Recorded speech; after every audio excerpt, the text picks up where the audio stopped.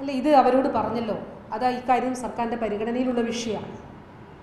അതെങ്കിലും ഉൾക്കൊണ്ട് അതൊരു മന്ത്രി പറയുന്നു, ഒരു മുഴുവൻ ഓഫീസേഴ്സും additional chief secretary, state mission director ഉൾപ്പെടെയുള്ള മുഴുവൻ ഓഫീസേഴ്സും ഇതുമായി ബന്ധപ്പെട്ട് NHMൻ്റെ ഇവിടുത്തെ സ്റ്റേറ്റ് മിഷന് നേതൃത്വം നൽകുന്നത് ഡോക്ടർ വിനയ് ഗോയൽ IAS ആണ്.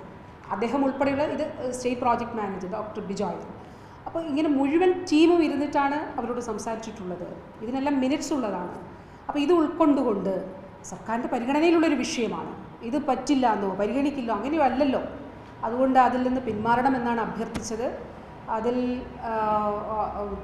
പിന്നെ ആശമാർ പൊതുവിൽ ഉന്നയിക്കുന്ന ചില കാര്യങ്ങളിൽ അവർക്ക് എന്താണ്, നമുക്ക് 2023-24 നമ്മുടെ ഈ ഒരു വിതരണത്തിൽ പൊതുവായിട്ടുള്ളൊരു കാലതാമസം ഉണ്ടായിട്ടുള്ളത്. അത് നമുക്ക് ആ കേന്ദ്രത്തിൽ നിന്നുള്ള ഇൻസെൻറ്റീവ് പൂർണ്ണമായിട്ട് മുടങ്ങിപ്പോയൊരു സാഹചര്യത്തിലാണ്, കേന്ദ്രവിഹിതം മുടങ്ങിപ്പോയ സാഹചര്യം. പക്ഷെ അപ്പോഴും ധനവകുപ്പ് നമുക്ക് നൽകിയിരുന്നു.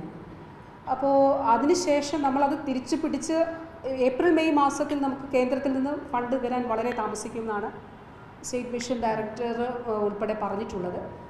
ജൂൺ മുതലെങ്കിലും നമുക്കത് കൊടുത്ത് നല്ല മാസം ആദ്യം തന്നെ കൊടുക്കുന്ന നിലയിൽ പോകാൻ കഴിയും എന്നുള്ളത് പറയുകയുണ്ടായി. ഇക്കാര്യങ്ങൾ പറഞ്ഞു ജൂൺ മാസം മുതൽ കൊടുക്കാൻ കഴിയും. കാരണം നമ്മൾ ആ പ്രതിസന്ധിയെ പരിഹരിച്ച് മുന്നോട്ട് വരികയാണ്.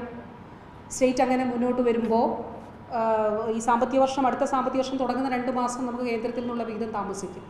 അപ്പോൾ നമുക്കൊരു പ്രശ്നം നേരിട്ടേക്കാം. എന്നാലും ഡയറക്ടർ പരമാവധി നോക്കാമെന്നുള്ളത് പറഞ്ഞിരുന്നു. ജൂൺ മാസം മുതൽ സംഘടനകൾ ഉന്നയിക്കുന്ന മറ്റൊരാവശ്യമാണ്, അവർക്ക് മാസം ഒരു 10-ാം തീയതിക്കോ 5-ാം തീയതിക്കോ ഒക്കെ ഇത് കിട്ടണം എന്നുള്ളത്. അപ്പോൾ അതിൽ പരമാവധി സ്റ്റേറ്റിൻ്റെ ഭാഗത്തുനിന്ന് നമുക്ക് ചെയ്യാം. പക്ഷേ 2 രീതിയിലാണല്ലോ, ഒന്ന് ഓണറേറിയം, പിന്നെ കേന്ദ്രത്തിൽ നിന്ന് വരുന്നത് അതിൻ്റെ സ്റ്റേറ്റ് ഷെയർ, ഇൻസെൻറ്റീവിൻ്റെ സ്റ്റേറ്റ് ഷെയർ, അങ്ങനെയാണ്. അപ്പോൾ അത് പരമാവധി എന്താണെന്നുള്ളത് നേരത്തെയും അവരോട് മുൻപും ചർച്ചയിൽ ഇക്കാര്യം പറഞ്ഞിട്ടുള്ളതാണ്. അത് ഇന്ന് ഞാൻ വീണ്ടും ആവർത്തിക്കുന്നു.